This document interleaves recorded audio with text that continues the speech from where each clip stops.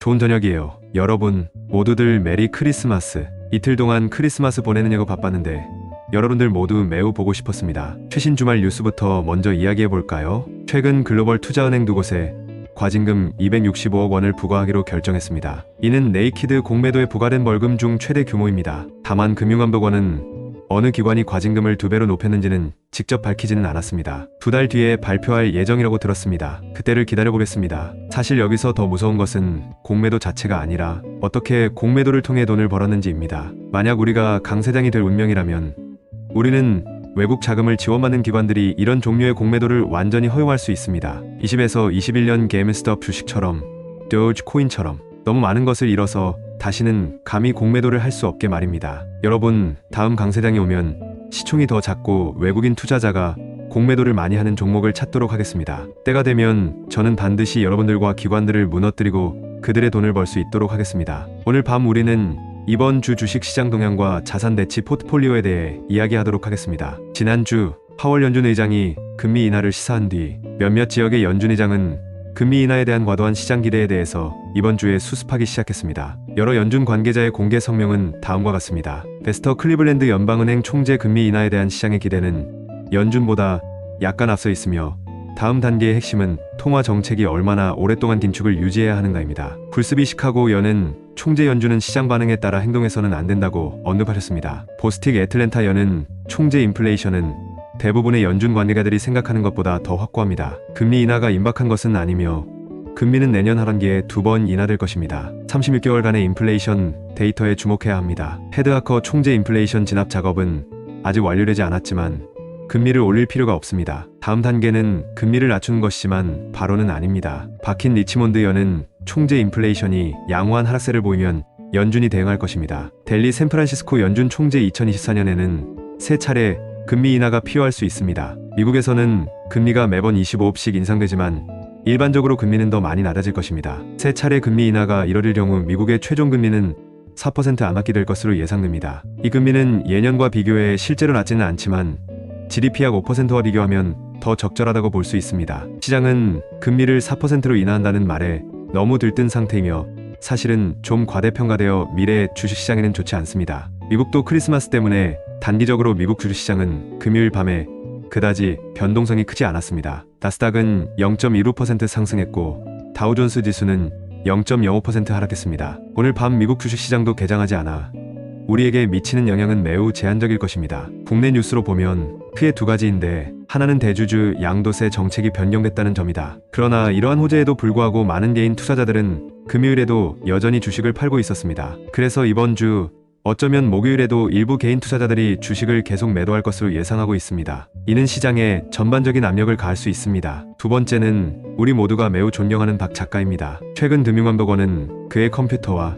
휴대전화를 압수했습니다. 미공개 중요한 정보 이용 금지 규정을 위반한 혐의로 그를 고발했습니다. 이것은 나에게 매우 슬픈 일입니다. 그러나 저희 커뮤니티의 많은 분들이 2차전지 테마에서 많은 주식을 보유하고 있습니다. 그래서 이번 주에는 시장 추세에 더 많은 관심을 갖고 조정하도록 안내하겠습니다. 왜냐하면 박 작가가 없다면 2차전지 테마에 다소 부정적인 영향을 미칠 수도 있습니다. 전체적으로 새해가 다가오고 이번 주 거래일이 3일밖에 남지 않아서 시장에는 새로운 소식이 별로 없습니다. 지수 측면에서는 두 지수 모두 이번 하락세 이전에 이미 고점에 근접했습니다. 이번 주에는 시장이 크게 변동하지 않고 변동성 있는 추세를 유지할 것으로 예상됩니다. 따라서 이번 주는 신규 주식 투자에 더욱 신중하게 접근할 예정입니다. 지난 기간 동안 일부 주식은 최고치를 경신했으며 우리도 그 일부에 투자하였습니다. 하지만 2차전지 등 일부 테마도 있는데 아직은 상대적으로 낮은 위치에 있지만 전체적인 추세는 하락 추세를 완전히 벗어나지 못한 것으로 보입니다. 이것이 바로 지금 많은 투자자들이 손실을 입고 있는 이유 중 하나입니다. 가까운 시일 내에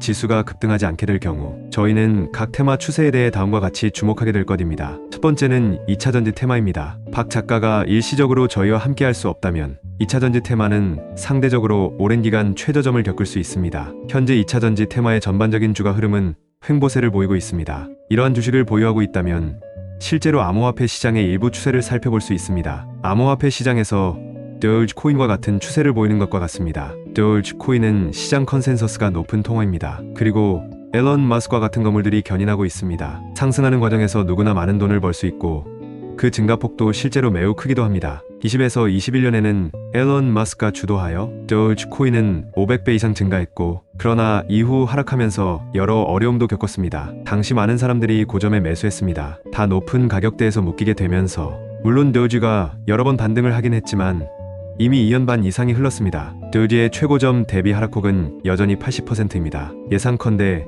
이 사태가 해결되기까지는 오랜 시간이 걸릴 것입니다. 이 2년 동안 도지에 돈을 투자한다면 기본적으로 큰 수익은 물 건너갔다고 볼 수 있습니다. 2차 전지 분야에도 이런 문제가 있다. 정말 많은 기업이 좋은 기업이지만 박 작가님의 리더십 하에 모두가 실적도 좋은 회사는 상응하는 주가 상승으로 전환했습니다. 그리고 모두의 분위기가 이미 과도하게 높았기 때문에 이런 전환은 너무 과도한 상황이었으며, 이로 인해 많은 투자자들이 주가 하락 중에 심각한 어려움을 겪게 되었습니다. 주가도 도지와 마찬가지로 긴 침체기를 보이게 됩니다. 실제로 가격이 높은 곳에서 떨어지는 것을 볼 수 있습니다. 실제로 하락폭이 커서 많은 투자자들이 높은 가격대에 묶이게 되었습니다. 만약 그렇다면 다음에 주가가 오르면 어떻게 될까요? 두 가지 유형의 투자자가 있으며 각각 완전히 다른 태도를 가지고 있습니다. 첫 번째는 항상 확고한 투자자가 있으며 계속 해당 주식들을 보유하게 될 것이며, 가격이 사상 최고치를 기록할 때까지 보유할 것입니다. 이런 종류의 투자자는 더 공격적이라고 생각합니다. 두 번째 유형은 주식 수익 달성 후 빨리 파는 것입니다. 이러한 유형의 투자자가 주류를 이루고 있으며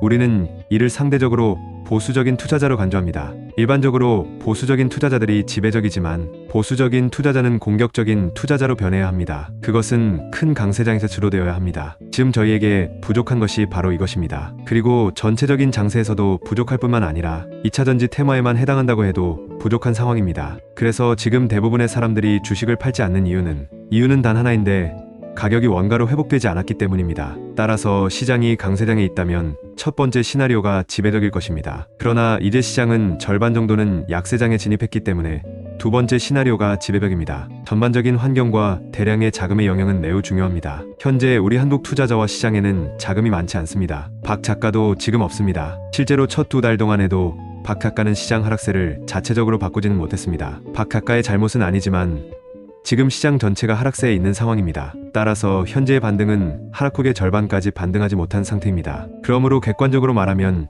현재 시장에서는 공동 세력을 형성하기도 어렵고 단독으로 성장하는 것도 어렵습니다. 따라서 이 단계에서는 조정을 도와드릴 수 있습니다. 이는 많은 분들이 저에게 물어보는 내용이기도 합니다. 많은 분들이 주식에 묶여서 무엇을 해야 할지 모릅니다. 저는 여러 번 질문을 받았습니다. 곧 새해가 다가옵니다. 저는 여러분들이 주도적으로 상황을 바꿀 수 있도록 도와야 할 책임이 있습니다. 오픈 채팅보님이 들어왔습니다. 그러나 이 테마에서 일부 주식에는 개인 투자자들의 신박하게 자금이 묶이지 않았는데요. 이 주식은 또한 저희가 앞으로 주목해야 할 것들입니다. 이번 주에는 계속해서 2차 전지 테마의 주식 분석을 전해드리겠습니다. 두 번째는 게임 테마입니다. 게임 테마는 금요일에 급격한 하락세를 보였습니다. 가장 큰 이유는 중국이 온라인 게임의 다양한 활동을 제한하는 새로운 정책을 시행할 계획이기 때문입니다. 이러한 제한으로 인해 많은 게임 회사의 주가가 급락했습니다. 이에 따라 텐센트, 내시즈 등 일부 중국의 주요 기업의 주가는 하루 만에 90조 원이나 하락했습니다. 이러한 상황은 우리에게도 일정한 영향을 미쳤습니다. 국내에서 중국으로 수출되는 일부 게임에도 일부 제한이 적용될 것이기 때문입니다. 이번 주에는 이러한 부정적인 추세가 며칠 동안 계속될 수 있습니다. 저희는 위메이드 10만이 1040을 두 가지 측면에서 살펴보겠습니다.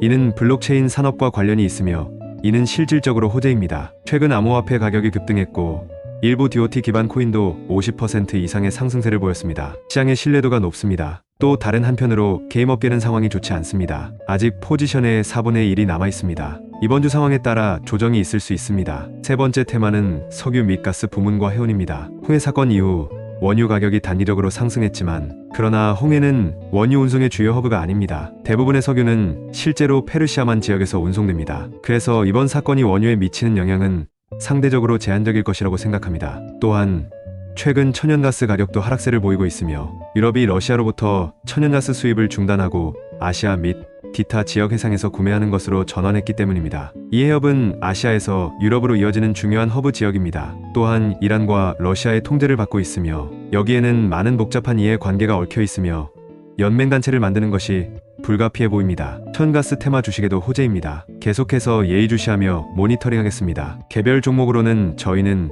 SK가스 01867형을 주목했었습니다. 현재 추세 형태와 흐름은 비교적 양호합니다. 이론적으로는 계속 상승할 수 있습니다. 원칙적으로 저희는 이번 사건으로 인해 이번 주에 천연가스 주식을 매수하지 않을 것입니다. 하지만 기술적 관점에서 보면 시장의 지속 가능성을 관찰할 수 있습니다. 주가 거래량의 조합을 통해 적절한 기회가 있는지 판단합니다. 이제 해운테마는 기본적으로 HMM의 영향을 받고 있습니다. 결국 해운테마의 우량주입니다. 최근 주가가 좋은 모습을 보이고 있는데 그러나 더 중요한 저항선월봉 122평선에 도달하기 시작했습니다. 따라서 지난 2주 동안 HMM 비롯한 해운테마 전체가 우리의 관심 대상이었습니다. 하지만 당장 매수하지는 않을 것입니다. 단기적인 주가에 대한 관심 외에도 지난주에는 자산 배치 포트폴리오의 개념을 소개했는데 이번 주에는 향후 1년에 대한 계획도 세워야 합니다. 작년 새해를 앞두고 저희 커뮤니티는 올해 상반기 관련 광고 계획을 세웠습니다. 2차전지 테마에서 좋은 추세를 보이고 있는 여러 중대형 시가총액주에 주목하기 시작했습니다. 이후 상반기 급격한 상승세를 성공적으로 기회를 잡았습니다. 이제 우리는 올해 주식시장과 전체 주요 자산에 대한 계획도 세워야 합니다. 이러한 내용을 포함하여 지난 이틀간 많은 질문들이 쌓였습니다. 첫 번째는 중장기 자산 배분 포트폴리오 구성이 필요한지 여부 및 현재의 단기 트레이딩과 다른 부분이었습니다. 두 번째는 내년 주식시장 전체 추세에 대한 분석이 아직 완전히 이해되지 않았다는 질문이었습니다. 세 번째는 자산 포트폴리오로 금과 원유를 일부 매수가 가능한지였습니다. 네 번째는 암호화폐에 대한 정보를 많이 들었지만 어떻게 매수해야 하는지, 무엇을 매수해야 하는지 이해하지 못했고 세부적인 내용도 전혀 이해하지 못했다고 질문을 주셨습니다. 이번 주에 더 많은 내용을 여러분과 공유하겠습니다. 우선 저는 암호화폐 정보에 대해 매우 조심스럽습니다. 업계에 도덕적으로 부패한 사람들도 있다는 말을 들었기 때문입니다. 그 일들을 들으면 믿기 어려우실 겁니다. 하지만 우리 커뮤니티는 과거부터 꽤 좋은 성과를 갖고 있습니다. 예를 들어 제가 21살이었을 때 당시 많은 친구들에게 피프를 추천했습니다. 많은 사람들이 수십 배의 이익을 얻었습니다. 이는 제가 올해 초 2차전지와 로봇을 추천한 것과 일치합니다. 사실 제 생각에는 별 차이가 없습니다. 저는 최근에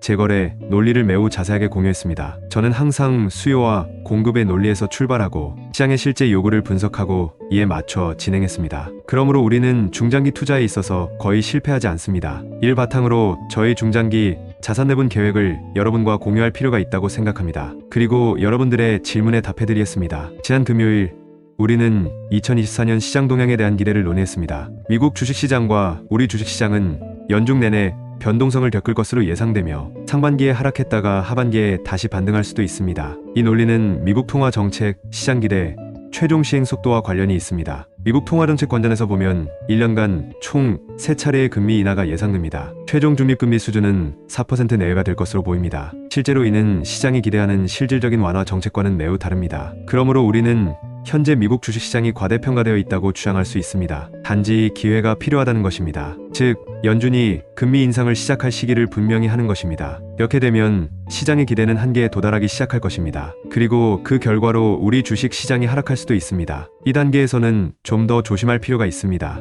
우선 중소형 시가총액 종목에 대해서는 크게 고려하지 않겠습니다. 정상적인 상황에서는 시가총액이 작은 주식이 단기 및 중기 기회를 잡는데 더 적합합니다. 대규모 장기 배치에는 적합하지 않습니다. 그러나 단기 및 중기적 기회는 강세장과 연동되어야 하는 경우가 많습니다. 투자 수요가 없으면 추세가 좋아도 기업이 침체될 수 있고 저희는 이미 00437형에서 경험했습니다. 이 회사는 국내에서 해외 소비자 시장에서 좋은 추세를 거두는 비교적 드문 회사입니다. 하지만 기관 투자자와 외국인 투자자는 대형주에 집중하고 개인 투자자는 기술주에 집중하기 때문에 그래서 아무도 매수하지 않았기 때문에 따라서 주가는 기본 가치에 가까운 수준을 유지하고 있었습니다. 그러므로 지금은 그들에게 기회의 시기가 아닙니다. 게다가 현 단계에서 상승세를 보이는 종목을 많이 선택하는 것은 의미가 없습니다. 더 전반적인 시장이 하락할 때 이들 종목은 여전히 본질적으로 강세장 주기에 있기 때문에 영향을 받습니다. 일반적으로 정서적인 것에 의해 주도되며 장기적인 내치로 위험을 분산시키는데 실제로 도움이 되지 않습니다. 마치 당신이 우산을 파는 사업을 한다고 하면 맑은 날에는 파라솔을, 비 오는 날에는 우산을 판매합니다. 이번 주는 날씨가 맑았는데 일기예보에 따르면 앞으로 3일 동안 비가 올 것이라고 한다고 가정했을 때 그렇다면 이전에 날씨가 맑았다고 해서 계속 파라솔을 팔 수는 없을 겁니다. 실질 자산 배치는 두 가지를 모두 고려하는 것입니다. 예를 들어 날씨를 정확하게 예측할 수 없는 경우 가장 좋은 방법은 파라솔과 우산을 모두 가지고 다니는 것인데 항상 팔 수 있는 우산을 갖고 있는 것입니다. 따라서 진정한 자산 배치 포트폴리오는 다양한 유형의 자산에 배치하고 투자함으로써 위험의 분산과 최대의 이익 추구를 전제하에 진행하는 것입니다. 합리적인 자산 배치는 위험을 줄이면서 최대 이익을 달성합니다. 여기에는 다양한 투자 포트폴리오가 포함됩니다. 그래서 실제로 자산 배치 포트폴리오를 배운다면 그러면 성숙한 투자자가 될 것입니다. 이제는 기본적으로 모든 전문 투자기관이 자산 배치 포트폴리오를 진행하고 있습니다. 기관 투자가는 요구하는 수익이 낮지만 시간적인 측면에서는 모든 단계에서 수익이 있어야 합니다. 따라서 전문기관의 자산 배치에는 두 가지 요소가 포함됩니다. 우선 장기적으로 파라솔과 우산을 모두 가지고 있어야 하고, 이렇게 하면 어떤 조건에서도 비교적 안정적인 기본소득을 얻을 수 있습니다. 그러면 이를 바탕으로 각 단계에서 좋은 기회를 효과적으로 잡을 수 있습니다. 투자 가능 자산과 위험 정도에 따라 좀 더 세분화하고 싶다면 적어도 두 가지 유형의 자산을 포함하고, 하나는 주식, 암호화폐, 일부 고수익 채권과 같은 주식 자산 등 위험자산입니다. 다른 하나는 미국 달러, 일본엔, 스위스 프랑 등과 같은 안전 자산으로 일반적으로 현금이나 금입니다. 원유, 곡물 등 원자재는 특수한 경우에 해당됩니다. 경제 발전과 관련하여 대부분의 경우 위험 자산으로 관리됩니다. 그러나 지정학급 문제가 발생하면 주식은 하락하지만 일반적으로 원유와 곡물 가격은 상승합니다. 이제 저희는 알고 있습니다. 동시에 여러 가지 큰 위험에 직면해 있습니다. 시장 예상보다 훨씬 높은 미국 중립금리 4%와 상장기업의 성장 동력 지지부진, 지정학은 추가적인 위험 초래, 경기 침체 등이 있습니다. 따라서 파라솔을 대체할 우산을 일부 배치해야 합니다. 그럼 자산 배치는 예전에는 어떻게 했나요? 예를 들어 역사를 되돌아보겠습니다. 코스피 지수는 2011년 초부터 시작해 2017년 3월까지 전체 기간 동안 시장은 상승하지 않았습니다. 지수가 오르지 않으면 주식시장에서 얻은 모든 수익은 베타 수익이 아닌 알파 수익이라고 할 수 있습니다. 개별 주식이 좋은 추세를 거두기를 바랄 뿐 전체적인 시장이 가져다준 강세장 보너스를 얻을 수는 없습니다. 이러한 상황을 고려하여 돈을 벌기 위해서는 추가적인 거래 방법을 취해야 합니다. 여전히 23 전략을 채택하고 있습니다. 이 즉 장기 자산으로 보면 한국 주식시장에서 제 전략은 당시 비교적 새로운 종목을 매수하는 것이며 실질적으로 삼성전자였습니다. 글로벌 시장에서 제 첫 번째 선택은 애플입니다. 당시 애플폰과 아이패드를 사용하고 있었기 때문에 너무나 간단한 논리였고, 그 당시에는 삼성과 애플 모두 성장하고 있었습니다. 3의 경우 처음에는 혁신 기술 분야의 일부 주식을 선택했습니다. 예를 들어 초기 단계에서 테슬라에 투자했다면 이후 몇 년 동안 테슬라의 가격이 오르지 않았음에도 불구하고 상장 전 2년간의 증가폭은 상대적으로 컸습니다. 미국 주식시장에서도 LA의 기술에 투자했습니다. 당시 저는 인베슬런 치과 교령기를 사용하고 있었기 때문입니다.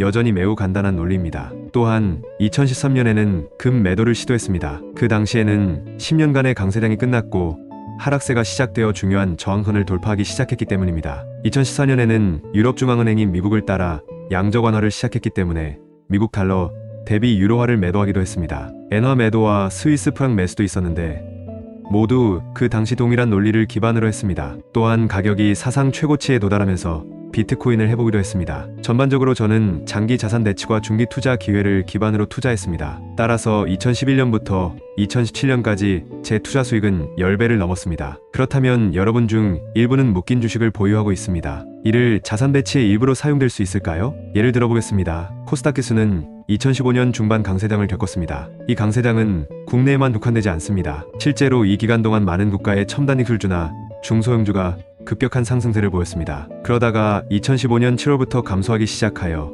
2017년 하반기까지 지속되었습니다. 비트코인이 급등했던 2017년 10월부터 코스닥 업종은 다시 상승세를 보였습니다. 따라서 코스닥의 상승은 일반적으로 다른 시장 추세와 일치해야 함을 알 수 있습니다. 예를 들어 2015년에는 다양한 국가의 중소기업 주식이 빠르게 상승했습니다. 2017년 비트코인은 강세장에 진입했고 올해 초 미국 기술주와 비트코인도 상승세를 보였다. 이 모두가 코스닥 지수 상승에 어느 정도 기여했습. 예를 들어 2015년에는 다양한 국가의 중소기업 주식이 빠르게 상승했습니다. 2017년 비트코인은 강세장에 진입했고 올해 초 미국 기술주와 비트코인도 상승세를 보였다. 이 모두가 코스닥 지수 상승에 어느 정도 기여했습니다. 그래서 우리는 곧 2차전지 테마가 상승할 것이라는 것을 알고 있고, 하지만 언제쯤 될까요? 미국 증시와 코스피 지수를 합치면 아직 이른 것은 아닙니다. 코스닥과 2차전지 부문 전체가 조정기를 거쳐야 합니다. 그리고 조정은 엄청날 것입니다. 근본적인 관점에서 보면 일부 기업은 실제로 과대평가되어 있습니다. 많은 사람들이 매수하는 이유이기도 합니다. 그러나 많은 사람들의 매수로 인해 주가도 상승했습니다. 결과적으로 회사의 실적은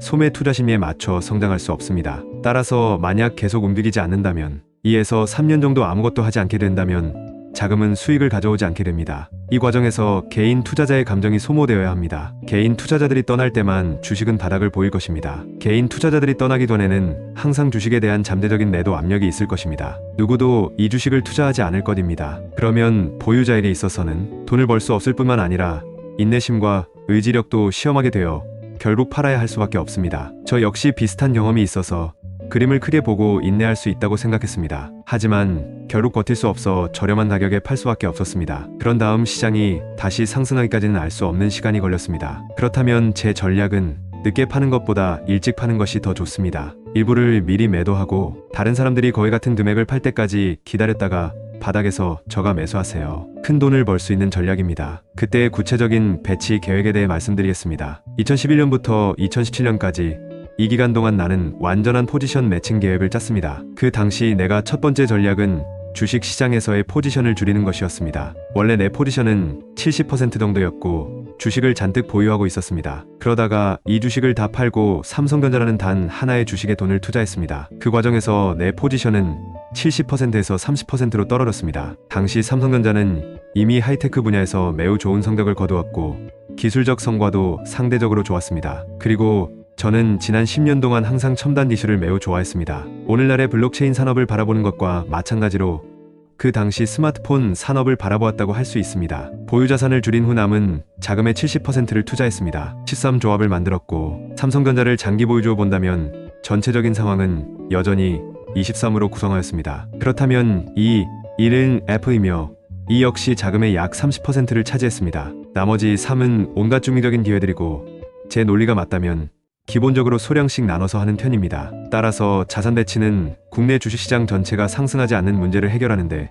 도움이 될 수 있다고 볼 수 있습니다. 그래서 지금의 상황에서 저를 포함한 많은 분들이 모두 다양한 주식을 다수 보유하고 있으며 먼저 두 단계로 나누어 보겠습니다. 첫 번째 단계는 이번 주에는 조정하는 것을 도와드리겠습니다. 포지션을 얼마나 줄여야 하는지, 포지션을 줄이는데 집중해야 하는 종목은 무엇인지 도와드리겠습니다. 두 번째 단계는 여유자금을 정리하는 것입니다. 예를 들어 1억 원이 있는데 그중 7천만 원이 보유한 주식인데 3천만 원으로 줄였다면 그러면 나머지 7천만 원 정도가 여유자금입니다. 이러한 여유자금을 바탕으로 23투자 포트폴리오 전략을 취하겠습니다. 본 포트폴리오에서는 국내 대형주 1에서 2개를 보유하게 됩니다. 1 대형 기업은 해당 산업에서 혁신적이고 성장적인 추세를 보여주고 있으며 합리적인 가치를 갖고 있습니다. 이로써 향후 몇 년간 시장이 상승하지 않더라도 저희가 보유하고 있는 주식은 합리적인 상승세를 유지할 것으로 예상됩니다. 물론 저희도 알고 있지만 아무리 시장 추세가 좋아도 시스템적인 리스크에 직면하면 여전히 주기적인 하락이 있을 수 있습니다. 특히 상반기는 더욱 그랬습니다. 그러므로 저는 한꺼번에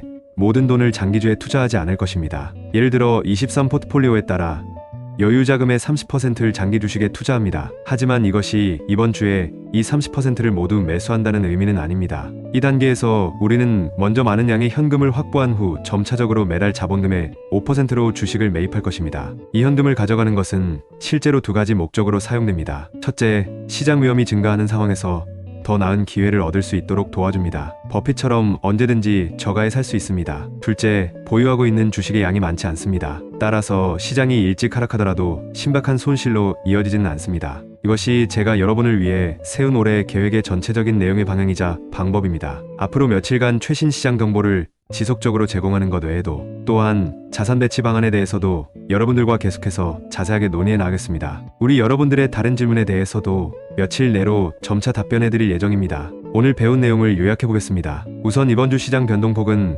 상대적으로 제한적일 것으로 예상되며 일부 투자자들이 목요일에 주식을 매도할 수도 있다는 점에 주의가 필요합니다. 그 후 지정학 및 다른 국가의 정책으로 인해 발생하는 호재와 악재에 대응하여 관련 조정을 하고 단기적인 기회를 찾을 수 있습니다. 마지막으로 가까운 시일 내에 24년 자산 배치 포트폴리오 준비를 시작하도록 하겠습니다. 먼저 이번 주에는 일부 주식에 대한 조정을 안내해 드리겠습니다. 또한 저희 커뮤니티가 함께 협력하여 24년 만에 가장 눈부신 성과를 달성할 수 있도록 모든 분들이 상응하는 실행력을 갖추시기를 바라겠습니다. 우리의 목표는 500%입니다. 이 외에도 김 선생님께 보내는 편지 이벤트를 위해 이미 많은 분들이 편지를 써주셨는데 다시 한번 감사드리겠습니다. 선물도 한창 준비 중이에요. 이번 주에도 이벤트는 계속될 예정이며 여러분들의 더욱 흥미진진한 공유를 기대하겠습니다. 내일 저희는 자산 배치를 위해 주식을 계속 선별할 것입니다. 내일 봐요, 여러분.